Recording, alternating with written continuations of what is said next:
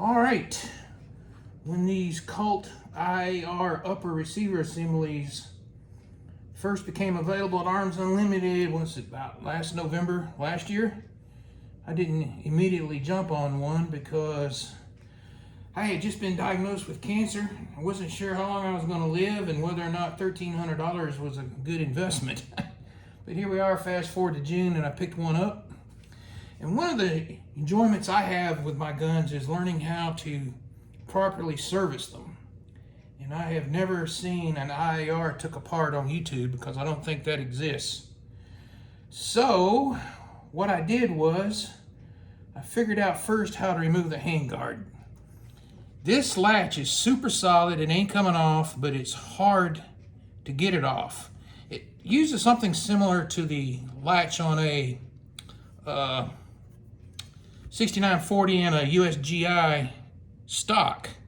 So if you try to pry up on this, right, you're prying up on this, but you're also pulling up on the handguard, which is counterintuitive to these notches binding, trying to slide it. So what I found I could do is I took the screwdriver I had previously bent to work on latches of fuel injectors on my motorcycle. I found out I could take it in here and lift up, put this pin in. Now there's no upward pressure. You can push down and it slides right off. No scratches. We all know how important no scratches are. Then we got the heat sink.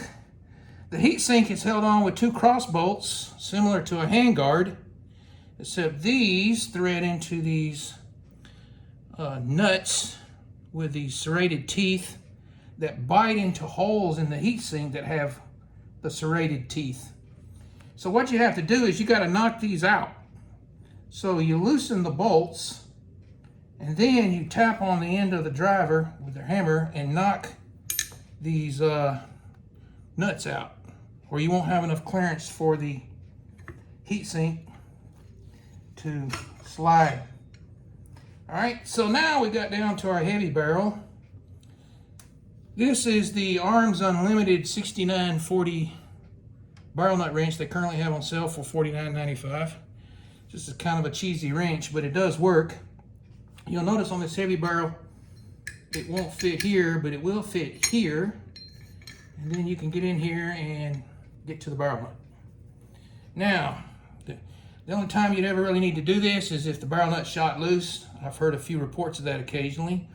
Or if you ever need to replace a worn out gas tube. I really don't think you're going to be able to extract this gas tube out the back of this upper receiver.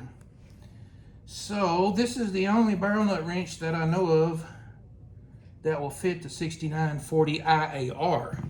Now, I got my Elmore Wrench. This is 6940 wrench. And you'll notice it's too long to fit. But it would work. You would just have to knock out the pins of the front sight block and take the front sight block completely off. Then you can slide the heat sink completely off. But if you're going to do that, you might as well just extract the gas tube and the front sight block off by itself without having to remove the barrel. So it's nice to have one of these in your toolbox. All right, that's how you disassemble a 6940 IAR Upper Receiver assembly. This thing is pretty cool. I really like it. Now I'm going to clean it up really nice and reassemble everything and Loctite my screws back. Oh, these two screws hold the front of the handguard on. These are probably proprietary, so you don't want to lose those. You might be able to find these bridge nuts somewhere at McMaster-Carr or Ace, but they'll be hard to find with those teeth on them. These look like standard Allen 532nd drive. And use that. That's about it, really. I really like this upper. Can't wait to take it to the range and fire it now that I know how to properly service it. Oh, and the handguard goes back on real easy. You just pull out this pin and it slides right on. It's getting it off that's tough, but reassembling it's easy. All right, never before seen on YouTube how to properly disassemble a Colt IAR Upper. right.